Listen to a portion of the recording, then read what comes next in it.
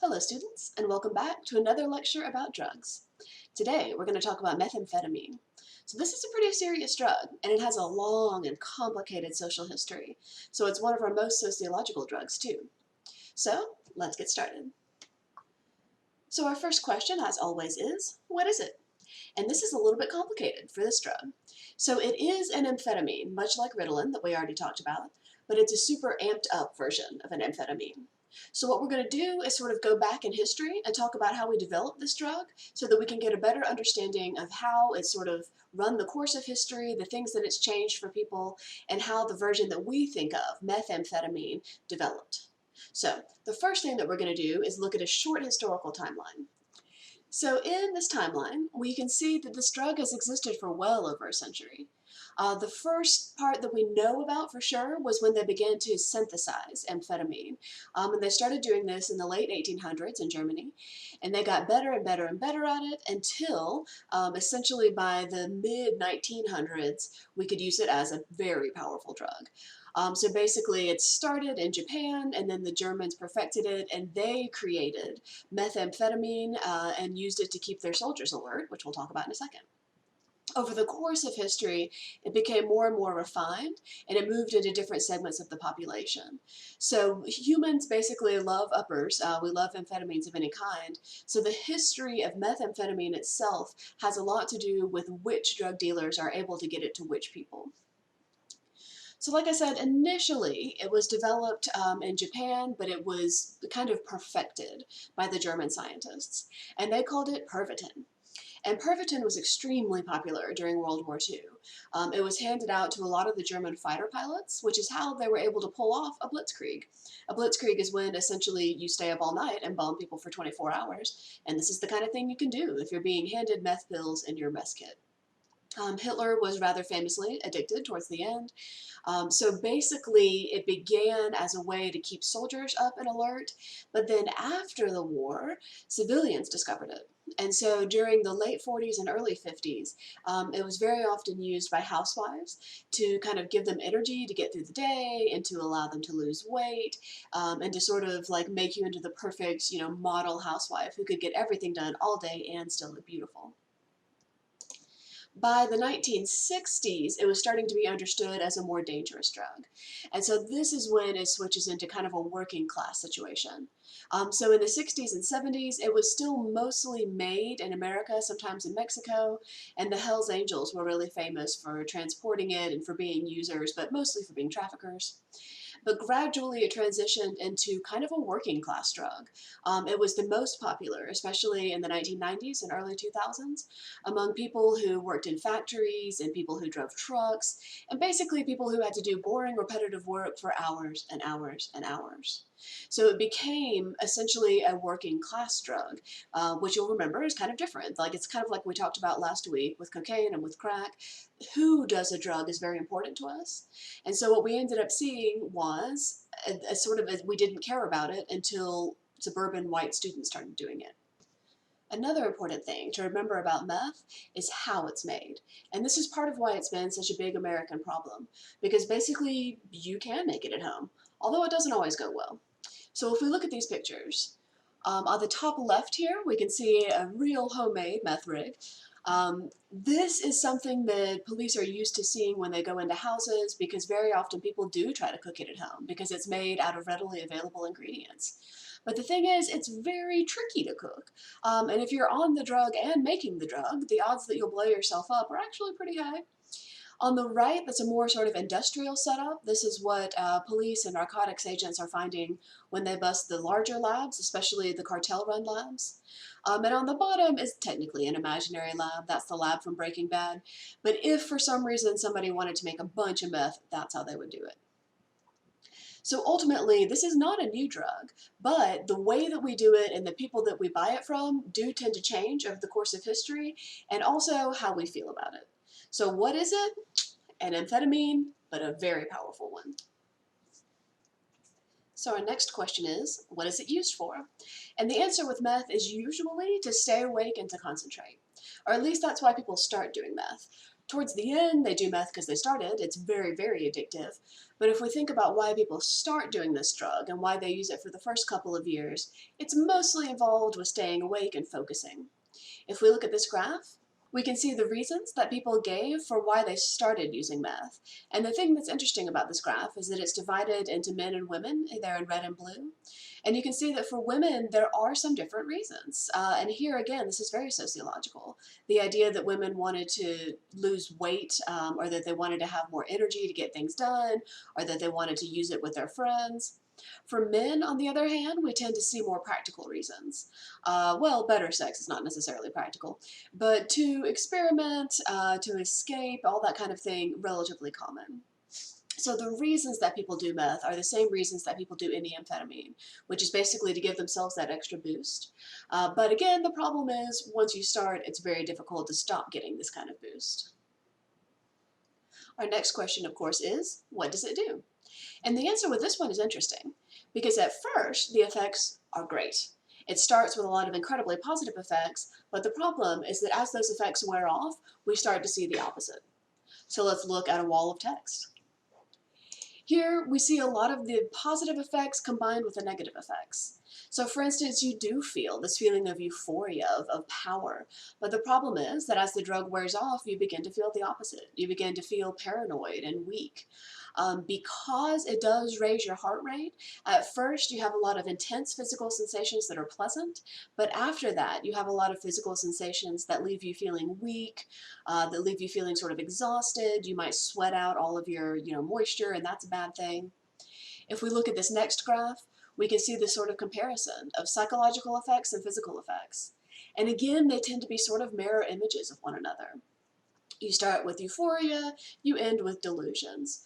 You start with a full body stimulation, you end with the inability to control, the heat in your own body.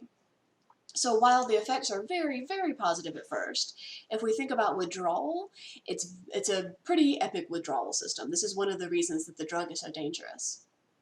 The first stage is usually sort of described as a crash. You might be incredibly sleepy or not able to sleep at all. The second stage is where your body starts to try to adjust for the amount of energy that it's lost. It's really common to be hungry for carbs during the second stage. And the third stage is a more prolonged exhaustion. This is the part where people who have rewired their brains to expect a certain amount of stimulation are faced with what their brain looks like under sobriety. So the issue with this drug is that it creates a lot of positive effects that your body really likes. Your body loves being all amped up. Your body loves euphoria. But as you come down from the drug, it creates a sort of equal negative reaction, very much like a law of physics, and you experience intense dysphoria and bodily discomfort. So one of the main problems with this drug is that it hits so hard at first, and then the coming off of the drug is a very painful and delicate process. Our next question is, how much do we consume? And like all the other illegal drugs, this is a little bit hard to track. The thing that's kind of concerning about meth is that for a long time it was on the decline. It was being replaced by other drugs. People were way into kind of a different sort of stimulant, but it's back. So if we look at this graph, this is a graph of the amount of meth that was seized by drug enforcement agencies. And as you can see, there was a bit of a peak in the early 2000s, but then it was on a real decline. So it was kind of a surprise that it started coming back in 2016, especially because we sort of thought that meth was over and people were going to be on different drugs from now on. But what we're seeing is that with the rise of opiates, which tend to be a calming down sort of drug, we're seeing a rise in meth because we're seeing a rise in waking up kind of drugs. So essentially, people are using one hard drug to wake up in the morning and one hard drug to go to bed at night. So we create a sort of an endless cycle. So ironically, the rise of opioids led to a resurgence in meth. So how much are we consuming? I don't know. Again, I tried to find the data for you, but the bad news is more than we used to. Our next question is, how much do we spend? And as with all of our illegal drugs, it's kind of a tricky question. So the first part of that is, how much do we spend on the drug? And the good news is not as much as we used to. In previous years, especially in the late 90s and the early 2000s, we made most of our meth at home in America, but these days it's mostly made and distributed by powerful Mexican cartels. So on the one hand, it's cheaper and more pure. So we don't spend that much on it, but on the other hand, it is still relatively expensive. So depending on your habit, you're probably buying about a gram a day, which might run anywhere between $80 and $100 a day. So on the scale of drugs, it's not the most expensive drug ever, but that is still a lot of money to have every day. Which leads to our second question, which is how much do we spend on people who are doing the drug? On prevention, on court cost, on lost productivity, and all that sort of thing. So first, let's look at this graph. And this graph is measuring the amount of money that we spend essentially on meth use in terms of outside of the drug itself. So this is pretty old. This is from 2005. But as you can see, there are a lot of side effects, some of which are sort of unintended by the use of this drug. So we see things like, crime and criminal justice, which we anticipated, catching and putting people in jail. But we also see things like lost productivity at work, or child endangerment, or health care. So one of the things that is most expensive about meth is trying to take care of the people who are on it, and also trying to take care of the people that they might harm in their periphery. It's very common for people who are addicted to this drug to rob their friends and families, as well as just, stores. So very often we see huge economic implications from this drug. So it's not necessarily that it's expensive, it's that it takes over people's lives, and sometimes it takes over people's towns. And so the economic fallout from this drug can be pretty epic. Our next question is it harmful? And the answer is yes. Yes. You already knew it was harmful, to be fair, but we're going to talk about both the psychological ways and the social ways that it's harmful. So one thing to keep in mind is that it's always been harmful, but the recent spate of deaths has a lot to do with the purity and the cheapness of the drug. So like I said, most of the time people are buying it now from these Mexican cartels who are making it in giant batches, and the drug is, again, cheaper and more pure, so we've actually seen a rise in the amount of deaths directly related to methamphetamine. So first, let's talk about the physical harms. I imagine you've seen pictures like this, but one of the ways that we sort of are familiar with the impact of meth is that it has a lot of outward physical damages. So the first one is the scabs that tend to cover the whole body. And this is kind of twofold. For one, the drug can make you quite itchy, which can make you scratch, scratch, scratch, and then cause scabs, and then the scabs scab over, etc., etc. The other is that it can cause hallucinations that make you think that there are bugs crawling under your skin. It's actually a relatively common hallucination caused by this drug. So very often people scratch themselves raw because they're trying to get at the bugs that they think are under there. The other that you're probably already familiar with is called meth mouth. And essentially what meth does is it starts to rot your teeth from the inside out. So even if you start with a completely healthy set of dentures, basically the way that it acts on your body can cause you to lose all of your teeth relatively slowly, sometimes pretty quickly. So it's an unusual drug in the sense that we can see who's on it because it has so many noticeable physical side effects. You've probably seen pictures like these, the sort of before and after pictures of people who've been using meth for several years. But here you can see a lot of the things that I was talking about in regard to marks on their skin and, of course, in regard to loss of teeth. It's also incredibly common for people who are addicted to meth to stop eating and drinking, so they get really dehydrated and they tend to lose a lot of weight. So they tend to lose a lot of the fat and muscle tissue in their bodies. It also has a pretty massive impact on your brain. So again, it kind of eats it from the inside out, much like your teeth. If we do these brain scans, we can see that a normal, healthy brain is wrinkled and all, but it sort of develops these pock marks and squishy holes the more and more and more that you use meth. So the physical damage is intense. We know it for sure to be deadly. So this is one of those rare drugs that you can die from the first time you do it. But if you look at this graph, you'll notice that a lot of drug deaths have been on the increase in the last decade or so, but some of them a little bit faster than others. So prescription opioids are here at the top in blue, and you can see the outsized impact they've had. And this yellow line here is for fentanyl. That's one of the most dangerous drugs that we have invented as humans so far, and we'll talk about that next week. Meth is sort of, at the bottom here in green, but that's still a pretty substantial amount of deaths. In this next graph, what we're measuring are drug overdose deaths, but here we're measuring what happens when people die from this drug and other drugs. So if we look at this graph, You can see that basically we're measuring overdoses from psychostimulants, which is what methamphetamine is. In green, they're measuring it with an opioid, and as you can see, that's become increasingly common, and in blue, without an opioid. So again, one of the things that we're starting to see is that people are using this drug in conjunction with other drugs. In this next map, you can see the rate at which people in each state are dying from this drug.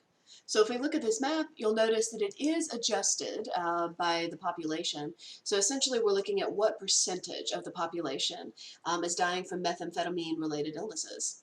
So basically you can see that it is a problem in some states and not in others. And again, this is very sociological. What we're seeing is that it's a huge problem in the Rust Belt, where a lot of the factories are, and in the other states where we tend to see people working minimum wage, hardcore sort of jobs. So the people who are on methamphetamine do tend to be sort of localized in some states and not at all present in other states. In this next map, for instance, we're looking at the rate of death from both methamphetamines and fentanyl. And here we see that fentanyl tends to be more common on the right-hand side, like essentially the eastern side of the country, and methamphetamine tends to be more common on the left-hand side. And that has a lot to do with prescription opioid abuse. That's often where we see fentanyl come in. But basically, where you are has a lot to do with what drug you use. And what we're starting to see, especially in the eastern United States, is that people are using both. Again, they're using one drug to wake up and one drug to go to bed, and this will kill you quite quickly. So the other thing that's important to notice about meth is that it doesn't just harm the person who's using it. This is one of the first drugs we saw have a massive social impact, because what tends to happen is that it gets out into a community and kind of destroys the community. So most of the time that we saw big problems with meth in a community itself, it was because that community was already on the decline. Very often we saw communities that previously had been production, they'd had factories, that they'd been part of the farming industry or the Rust Belt. Very often, as those factories shut down and the way of life for those people shut down, they turned to meth. And they did that either because they had to work so many shifts in a row, or because making and selling meth was the only means of making money available anymore. So very often what we saw with meth, especially in the late 90s and the early 2000s, was that it would sort of wiggle its way into a community and then have lasting ripple effects in that community. And what's interesting about that is that the average lifespan of a meth addict is actually kind of short. Once you become addicted, the odds that you'll continue to live for a long time get lower and lower. But the amount of impact that a person who is addicted to meth can do in their community is massive. So if we look at this pictograph, I just wanted to show you specifically that meth is so closely related to property crimes. Again, very often people who are on this drug are willing to do anything to get their next dose of this drug, and often that comes down to robbery. So one of the things that we tend to see is that part of the social harm that comes from this drug is based on people robbing each other, and another part of the social harm that comes from this drug is based on the illness of the people and the toll that that can take on the community, on the police force, on the hospital, on the rehab, on the priest. Like, it tends to have pretty negative impacts on everybody surrounding the user. And that's one of the reasons that this is one of our super dangerous drugs, because it does impact so many people, not just the one person who's shooting it up. So our next question is it addictive? And the answer, once again, is yes. This is one of our most addictive drugs. People tend to become addicted to this drug very quickly. That's part of the reason that it's a Schedule II drug, because it has no, medical side effects that are positive, but it does have a very, very high rate of addiction. So instead of talking about is it addictive, because the answer is yes, let's talk about who is addicted, because that's much more sociological. So when we start to think about who is addicted to this drug, the answers won't really surprise you because they're very much in line with what we've talked about. The most commonly addicted person who is addicted to methamphetamine is a white man aged 18 to 25 working a blue-collar job. This is because, again, most people use this drug to sort of get through the day and to get through repetitive tasks, especially at first. That said, we are starting to see really high rates among Native Hawaiians and Native Americans. We're starting to see, again, really high rates of addiction among gay men, because it starts as a party drug and ends up as an addictive drug. And then we do also see it among a lot of white women who were using it at first, again, to get things done, and later as an addictive drug. So the most commonly addicted people, still white people, mostly in rural America, but let's look at some graphs just in case. So in our first graph, we're going to look at gender.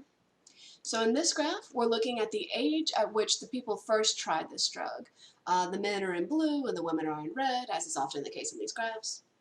But as you can see, men tended to try it at a younger age than women, which is kind of interesting, which suggests that the men were trying it in a more experimental way, and the women were, sort of lagging a little bit behind.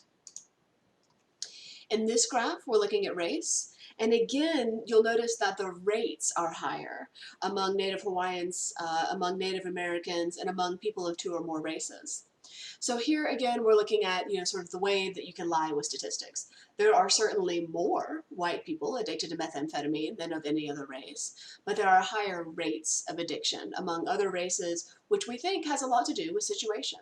Again, we see this drug very commonly among people who have terrible jobs or who have to work a lot of hours, and so it's not surprising that we would see that among the people who are the least advantaged in our society. In this graph, we're looking at admissions to rehab for meth users by ethnicity and year. And I wanted to show you this one because even over the course of time, you can see that it's especially common in the Hispanic community. And this has a lot to do with where it's made and where it's trafficked. But at the same time, we do still know that numbers-wise, we see more white people than anything else. In regard to age, this gets kind of interesting. Meth, by and large, is a young person's drug, and this is for a couple of reasons. One is that a lot of people start to take it experimentally at the age when you do experimental drugs, which starts around 18 and lasts into your 20s. The other is that the people who are using this drug for work tend to be young. This tends to be younger blue-collar workers who, once again, feel like they need this drug to get through their day. But third, and perhaps most important, it kills you. So there aren't a lot of older users because they're dead. So basically, people start using this drug relatively young, and if they stay addicted, all they do is sort of escalate their use, and ultimately it will kill them. So we don't see a lot of old meth users. In our next graph, we're looking at a map of where the meth lab busts were. So this is not necessarily directly related to where the addicts were, but it's a pretty good bet that if they were making meth in these labs in these counties, there were a lot of users in these counties. So once again, you can see that it's relatively localized here in the Rust Belt, and especially in the places where there used to be factories and there aren't factories anymore. This map is essentially a guide to the transportation routes. This map shows the transportation routes of the drug as it leaves Mexico. And I wanted to show you this map because I think it's an interesting representation of how drugs get trafficked. And this is going to come up a lot, especially in your book about opioids, this idea that certain cities are hubs and it can sort of spread throughout the country if it works its way through those cities. Atlanta, as always, primary. In this next graph, I just wanted to show you the drugs that we tend to see people get arrested for in Georgia. This is from 2018, and even though oxycodone is probably a bigger problem, especially in terms of deaths, once again, methamphetamine is on the rise. So after all that time, meth is back in Georgia. So our next question is it legal? And the answer is no. No. Now, it was legal, right? We talked about how common it was in World War II and even after the war, but as we started to see more people get addicted in the 1960s, they realized that it was a problem. So it became illegal in 1971. Now, that didn't stop a lot of people, did it? So let's look at a couple of graphs that show the extent to which it was a problem in some states and not as much of a problem in other states. So in this first map, we're looking at data that's a little bit old. This is from 2014. But as you can see, if you're counting how many meth labs got busted in each state, basically there is a relation to geography. The states that we looked at previously in terms of the states where people are most likely to use meth are also the states where people are most likely to have their labs busted. This graph is a little bit complicated, but you only need to pay attention to the blue parts. So in this graph, we're looking at the breakdown of drug sentences by drugs and of course also by state. So as you can see, each state has a little bit of a meth problem, but some states have much more of a problem than others. In this graph, we're looking at federal drug prosecutions, and again, we're starting to see some change. For instance, we don't prosecute marijuana that much anymore, but we are still prosecuting meth pretty heavily, and as I mentioned, it is apparently on the rise. Part of the way that meth became less common was also due to legal restrictions. So if you've tried to buy cold medicine in the last few years, you may have noticed that you had to give your ID. And this is because cold medicine is one of the active ingredients essentially in meth.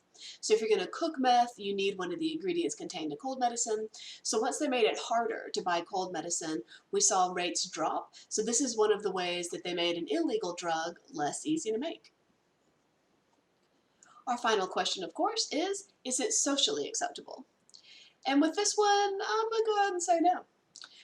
Meth really did have a moment with Breaking Bad. A lot of people saw that show and I guess kind of wanted to try it. But by and large, this is one of the drugs that we frown upon. This is one of the drugs that you're less likely to see at a party, that you're less likely to see especially in a college atmosphere.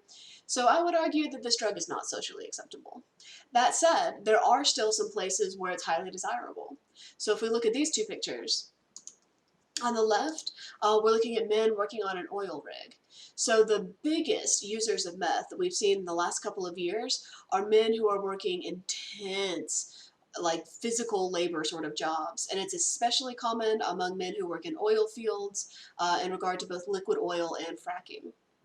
We're also seeing it kind of pop up in people's social media. So this is one of the ways that we can measure how socially acceptable a drug is. So in this one, this woman is posting her meth kit on her Facebook, which is not something we expected, but there it is. Part of the reason that meth is not socially acceptable anymore is at least in part because of the physical side effects. So these two pictures on the left might look familiar to you because they were made by Georgia. And you'll notice that they're not necessarily talking about the mental or the social or the lasting side effects of this drug. They're arguing that it's not acceptable because it will make your mouth ugly and no one will want to hook up with you. So based on those pictures, you can tell that they're trying to, again, make it look so, I guess, unappetizing that it would prove itself to be socially unacceptable. And we're also seeing a movement to try to make it less socially acceptable among gay men who, again, often start using it as a party drug and end up in a darker place. So is meth socially acceptable? No. And again, this is one of the drugs that I really must insist that you not try. So this is an important drug sociologically because of the people who use it and the reasons that they use it, but it's also one of our scariest and most dangerous drugs. So it's going to lead us right into next week's discussion about opiates, so stay tuned.